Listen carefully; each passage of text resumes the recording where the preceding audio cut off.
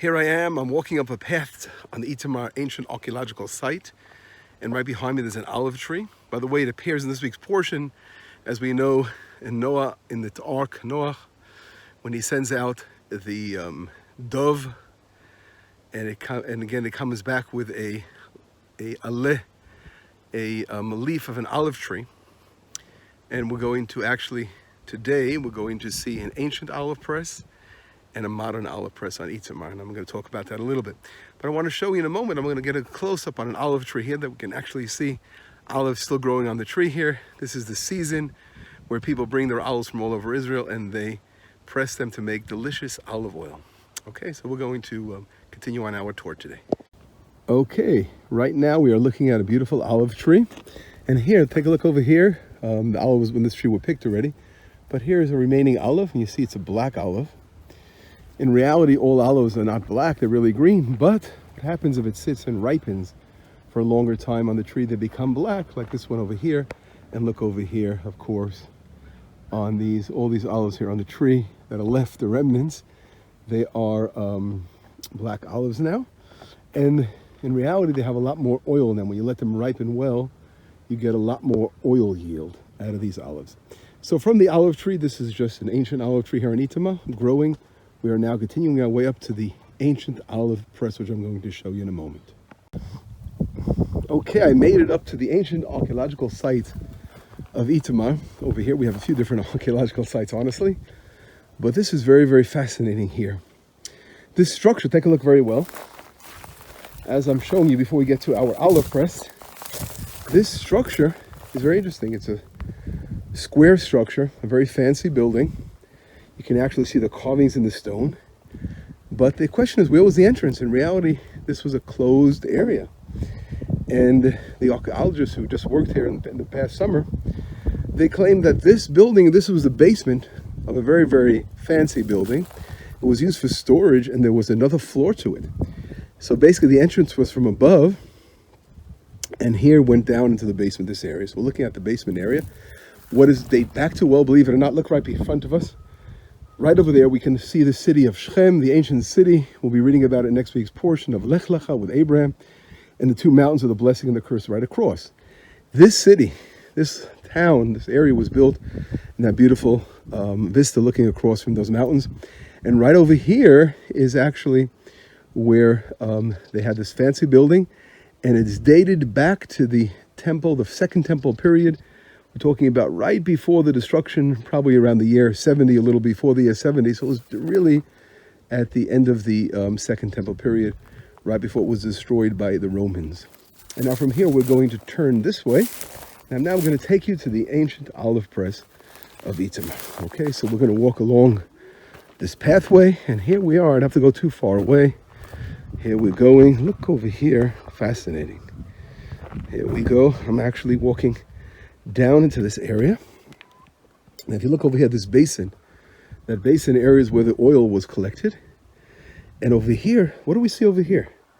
These two stones, which are you see the holes in the sides of the stone? Well, those were weights that were used. They would place in order to crush get the olive oil out of it. What happened, they would first crush the olives, and then they would place these stones on a very, very heavy wooden plank as weights, and they would press down on the olives, on the crushed olives, and they would put like some kind of woven basket, flat, some kind of structure that would filter out the pulp, and the good olive oil would come out of that, and they would collect the olive oil.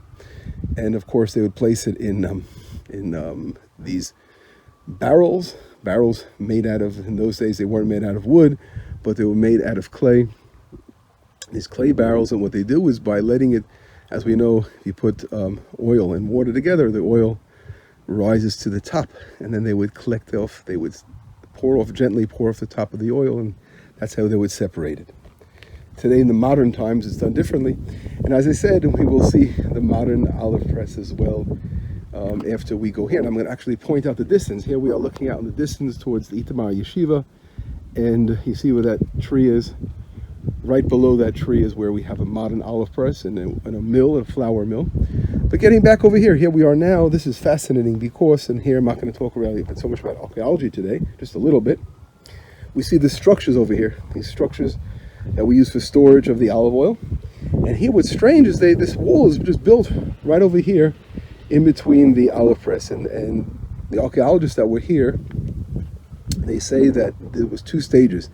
The olive press was beforehand, and afterwards they built a building here. They used the building for something else, and that's why they closed it off. So actually going back here, this is what the archaeologists believe is a Jewish community here. Before the destruction of the temple, this was during the Second Temple period, perhaps during the Hashmonaim times. We're coming close to Hanukkah soon, a couple of months. We can talk about Hanukkah, and this is really olive press. It all connects together. And of course, it connects to the portion of Noah with the olive, with the yotna, the pigeon that he sends out, the turtle dove, with the olive, and he brings back an olive leaf. So this all connects. And from here, we're going to go further to see the modern olive press in Itamar, to see how history repeats itself. We're back in the land, and from an ancient olive press that was probably, this area was abandoned, of course. The Jews that were living here, forced out by the Romans who came and killed our people, mass murdered Israel, destroyed our temple, but we're back again and forever. And here we are today, continuing, and we're going to see in a moment our modern olive press. Right now, I'm standing outside a beautiful olive press here in Itamar.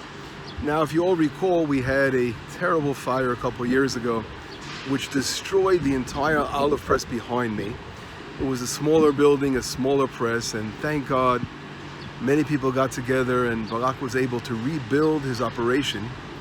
And now all the yellow containers that you're going to see inside, all those yellow containers are full of olive oil, will be filled with olive oil.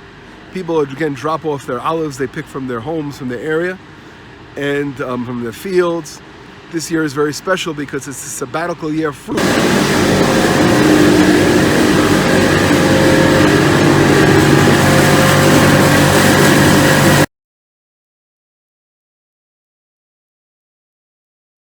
You see how beautiful, you can see how the beautiful olive oil is coming out of the hose when it's already inside this bin over here is the crusher that crushes the olives, and you see that the lift that lifts up the containers and dumps the olives.